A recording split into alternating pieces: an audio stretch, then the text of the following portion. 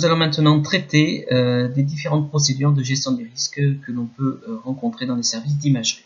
Nous allons tout d'abord aborder la procédure d'identitovigilance.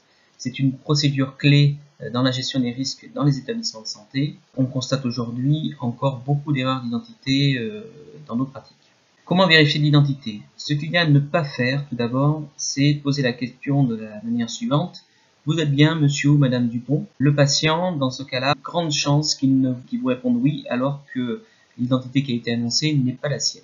De même, appeler monsieur Dupont, par exemple, en salle d'attente, voir un patient se lever et croire tout simplement que ce patient c'est bien monsieur Dupont et ne pas revérifier son identité, c'est une erreur également, car on se rend compte que les patients entendent un nom qui peut-être n'est pas le leur, ils se lèvent parce que c'est l'heure de leur rendez-vous et ils pensent que c'est à eux qu'on s'adresse. Donc il faut absolument également revérifier l'identité derrière. Et puis également, on l'oublie peut-être, mais c'est de faire confiance à la personne qui vous a dit « j'ai mis monsieur Dupont en cabine ». On se dit « bah tiens, le collègue a mis le patient en cabine, il a vérifié son identité ».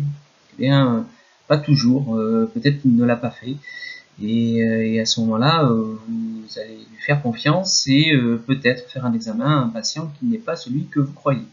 La bonne pratique, c'est la question ouverte, tout simplement. Posez la question au patient, quel est votre nom, quel est votre prénom, et voir quelle est votre date de naissance.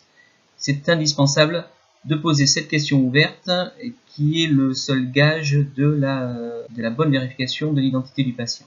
L'identitovigilance, c'est également repérer les homonymies, qui ne sont pas si rares dans nos activités.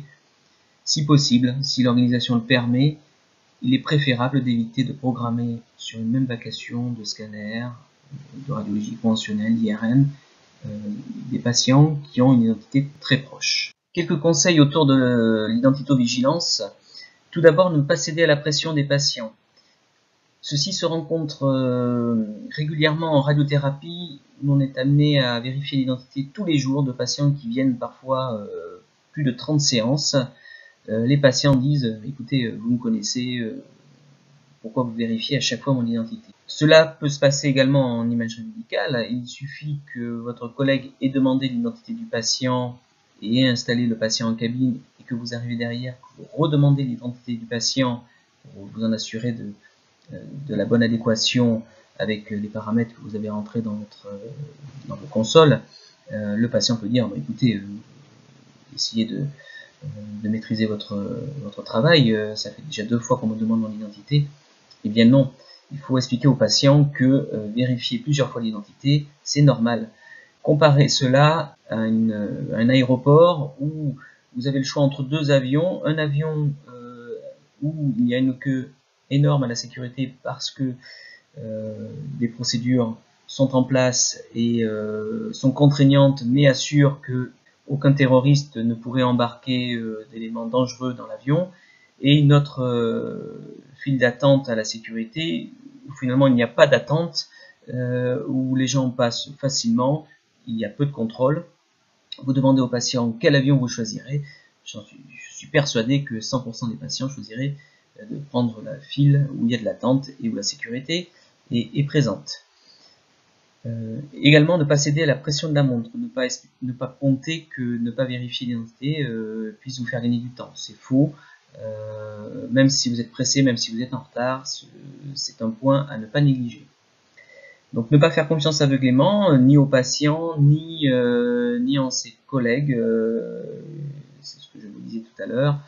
Le collègue qui vous dit « j'ai bien installé monsieur Dupont en cabine », même si vous faites confiance à ce collègue-là, est-ce que vous êtes vraiment sûr qu'il a vérifié l'identité?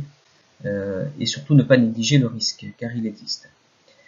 Un point auquel il faut être vigilant, mais on n'y pense pas toujours, on se rend compte que souvent on a bien vérifié l'identité, on a bien le patient en cabine, c'est bien celui qu'on voulait appeler, mais il y a parfois un problème d'adéquation entre celui qu'on a appelé en salle d'attente et celui qui est rentré dans la console de scanner par exemple, parce que l'identité elle est aussi dans les appareils. Si vous vous trompez en sélectionnant votre patient dans une worklist, mais c'est une erreur d'identitovigilance alors que vous avez bien le bon patient en face de vous. Donc soyez vigilants, c'est toute la chaîne qu'il faut vérifier et pas simplement l'identité du patient en cabine. Autre procédure de gestion des risques, c'est le risque de grossesse. Les services de médecine nucléaire sont très sensibilisés à ce risque-là, les services d'imagerie un peu moins. Mais il ne faut pas oublier que la contre-indication principale à l'utilisation des rayonnements est la grossesse ou le risque de grossesse.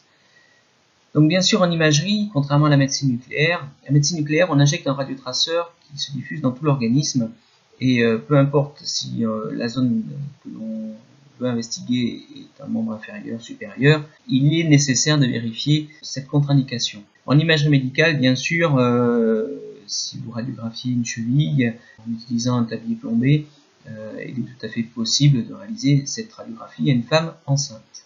Toutefois, pour bon nombre d'examens, comme les scanners, comme des examens autour du pelvis, il est nécessaire de vérifier donc la grossesse ou le risque de grossesse. Donc pour rappel, une femme est en âge de procréer de la puberté jusqu'à la ménopause. Il ne faut pas l'oublier, une jeune fille de 13 ans peut être enceinte et une femme peut-être jusqu'à 50 ans, voire peut-être plus, peut être enceinte aussi.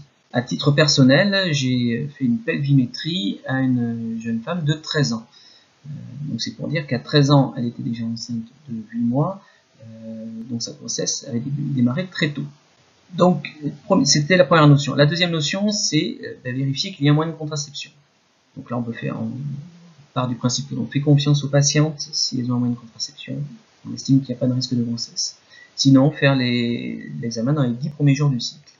En cas de doute ou en cas de cycle irrégulier, on peut proposer une prise de sang avec la mesure des bêta-HCG. Et enfin, en cas de doute, si toutes ces vérifications ont été faites mais que vous avez quand même un doute, il faut en discuter avec le radiologue et à la fin, c'est lui qui prendra la décision de réaliser l'examen ou non. Enfin, dernière procédure de gestion des risques dont je voulais vous parler, c'est la procédure de déclaration d'un dysfonctionnement. Tout d'abord, en interne, tout événement concernant un patient ou un professionnel doit être déclaré, même si c'est ce qu'on pourrait appeler un non-événement ou un événement précurseur, c'est-à-dire j'ai failli me tromper, j'ai failli faire ça.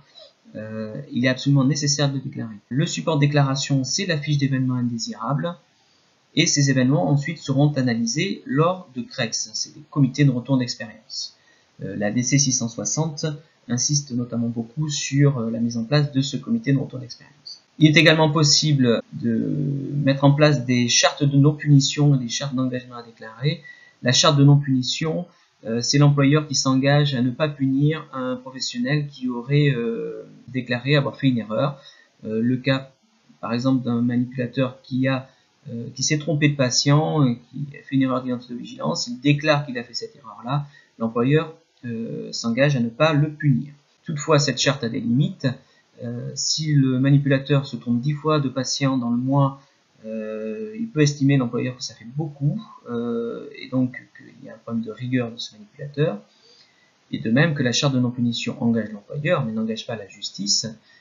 Si jamais un patient porte plainte sur une erreur d'identité-vigilance, le manipulateur devra répondre face à la justice par rapport à son erreur. La charte d'engagement à déclarer, c'est la charte qui est en lien avec la charte de non-punition, c'est-à-dire qu'en face de cette charte de non-punition, les salariés, les agents s'engagent à déclarer les événements dont ils ont connaissance. Ces deux chartes ont juste un rôle symbolique. Que retenir de ce sujet autour des procédures de gestion des risques? Pour ma part, la première chose, c'est qu'il est nécessaire d'être conscient des risques encourus par les patients dans nos activités. La vérification d'identité se doit d'être rigoureuse. Elle ne se limite pas à vérifier qu'on a le bon patient en cabine, mais c'est toute une chaîne qu'il faut vérifier.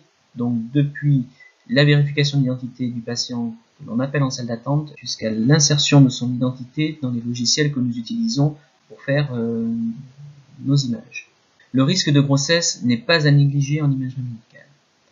Et il est donc du devoir de chacun de signaler les dysfonctionnements pour améliorer la sécurité des soins. Je vous remercie.